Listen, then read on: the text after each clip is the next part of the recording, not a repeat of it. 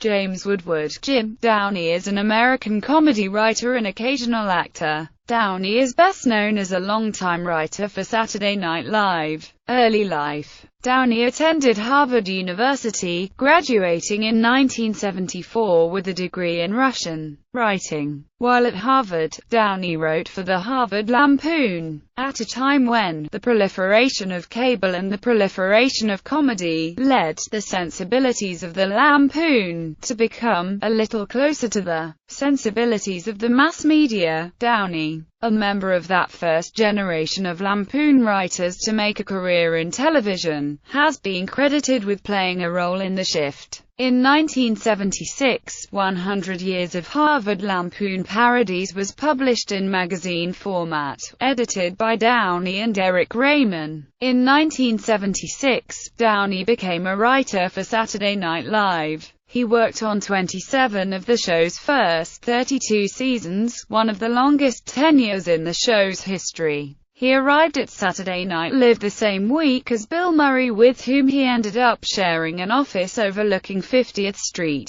But he mostly began writing at SNL with Al Franken, Tom Davis, and Dan Aykroyd. His first stretch as writer for the show ran from 1976 to 1980, culminating in a brief stint as a featured cast member. By the 1979-1980 season, Lorne Michaels had lost both Dan Aykroyd and John Belushi to feature film careers, causing him to look to writers like Downey, Tom Schiller, Dan Aykroyd's brother Peter, Al Franken, Alan Zweibel, and Tom Davis to fill spots as cast members. When Michaels left the show in 1980, so did Downey, along with practically everyone else. After leaving SNL, Downey went on to become head writer of Late Night with David Letterman for a little over a year during its formative stages. He returned to SNL in 1984, serving for a while as head writer. When Norm Macdonald began as Weekend Update anchor in the mid-1990s, Downey wrote exclusively for that segment of the show.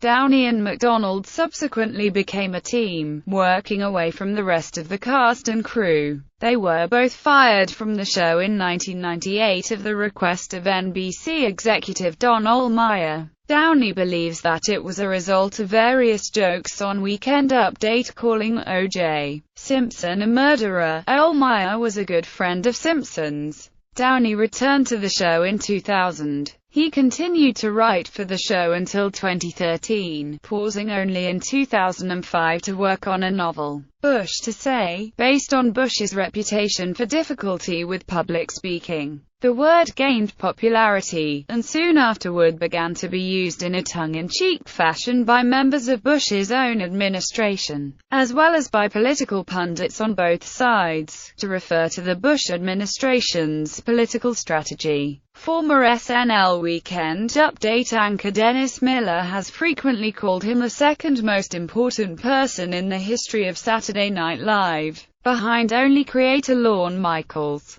In 2013, he retired from Saturday Night Live after the end of 38th season after working part-time, commuting from upstate New York. Acting. Although he was only a credited actor on Saturday Night Live for one season, Downey has appeared in over 40 sketches from 1977 to 2005, his most notable being parody commercials such as Craig's Traveler's Checks, First Citywide Change Bank, and Grayson Moorhead Securities. In 2007, he appeared in a digital short titled Andy's Dad, where he portrayed the father of cast member Andy Samberg, and had a romantic relationship with guest star Jonah Hill. In movies, he is probably best remembered for playing the high school principal who judges the academic decathlon in Billy Madison. His brief role in that film included a famous monologue in which he insults the title character, played by Adam Sandler. The monologue was based on a response Downey often gave to SNL cast member Chris Farley in the SNL writer's room when Farley presented certain ideas. He appeared in the Norm Macdonald movie Dirty Work as one of the homeless guys.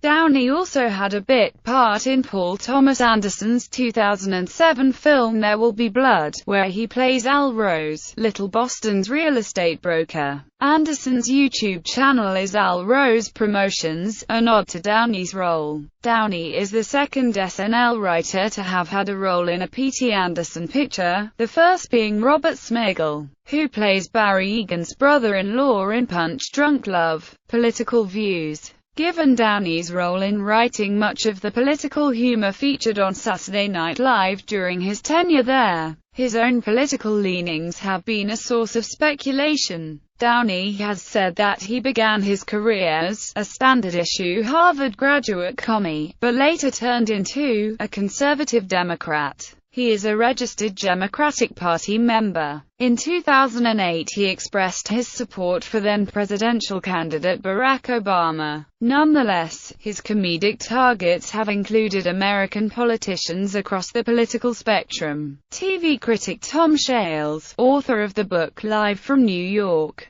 The Uncensored History of Saturday Night Live, called Downey and SNL an equal opportunity slasher in political comedy. Some have called Downey more right-wing than his self-description, including Shales, who described him in 2002 as a Republican and pretty conservative. In the Huffington Post, former SNL head writer Adam McKay called Downey right-wing and an Coulter pal. In an interview for the 2014 revised edition of Shales Live from New York, former SNL cast member Horatio Sanz criticized Downey as basically the Karl Rove of SNL, saying that his sketches about George W. Bush were often out of tune with the audience. In early 2008, Downey wrote sketches for SNL mocking the then-ongoing Democratic presidential debates that depicted the news media as biased toward Obama. After the first sketch aired, candidate Hillary Clinton referred to it at the beginning of the next debate. The sketches were controversial. McKay suggested that they were a ploy to favor Republicans, since Clinton would be a weaker candidate than Obama. In response, Downey said he probably favored Mr. Obama over Mrs. Clinton, but that he genuinely felt she was receiving tougher treatment from the news media. He denied that SNL had intended to help Clinton. The SNL sketches may have prompted tougher news coverage of Obama, according to work by the Project for Excellence in Journalism. On Obama, he stated, "If I had to describe Obama as a comedy project, I would say, degree of difficulty,